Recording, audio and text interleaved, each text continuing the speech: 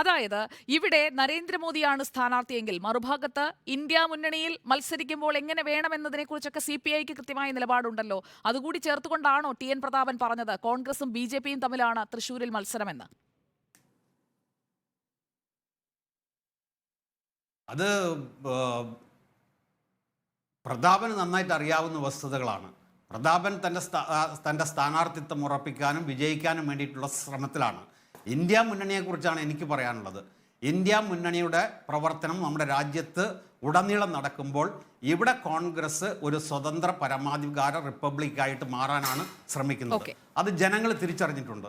തീർച്ചയായിട്ടും അവരെ ഈ തെരഞ്ഞെടുപ്പിൽ പരാജയപ്പെടുത്തും എന്നുള്ളതിന് യാതൊരു തർക്കവുമില്ല. BJP നടത്തുന്ന ഏകാധിപത്യ പ്രവണതയും കേരളത്തിലെ കോൺഗ്രസ് അവലംബിക്കുന്ന അവസരവാദപരമായിട്ടുള്ള നിലപാടുകളും പരാജയപ്പെടുക തന്നെ ചെയ്യും. ഓക്കെ, അവസാനിപ്പിക്കാനായി last comment Shri PR Sivasankar. സമയം കഴിഞ്ഞിട്ടുണ്ട്. Last comment. ഒറ്റലെ NCRB ഡാറ്റ പ്രകാരം ഇന്ത്യയിലെ second largest crime record in Kerala സ്ത്രീകൾക്കെതിരെയാണ് ഏറ്റവും കൂടുതൽ ക്രൈം റേറ്റ് ഉള്ളത്. ഇന്ത്യയിലെ രണ്ടാമത്തെ സ്റ്റേറ്റ് കേരളമാണെന്നും താങ്കൾ അറിയിക്കുന്നു. ഓക്കെ, ഇതിൽ മേലുള്ള തർക്കങ്ങൾ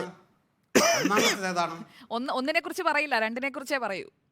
ശ്രീ PR ശിവശങ്കർ. അല്ല, ഡബിൾ എഞ്ചിൻ ഗവൺമെന്റ് നിലനിൽക്കുന്ന ഉത്തർപ്രദേശിലാണ് ഏറ്റവും അധികം അതിക്രമങ്ങൾ നടക്കുന്നത്. ഞങ്ങൾ അവിടെ കേരളത്തിലെ അതിക്രമങ്ങളുമായിട്ട് താരതമ്യപ്പെടുത്തിയാൽ ആടിന്റെ പൂർണ്ണ സുരക്ഷിതരാണെന്ന് പറഞ്ഞപ്പോ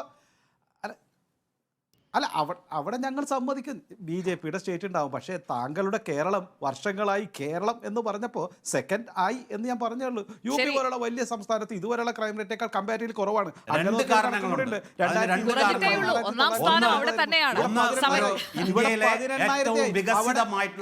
അല്ല, ഒന്നാം സ്ഥാനമാണ്. പക്ഷെ അവിടെ 3% കൂടിയിട്ടുള്ള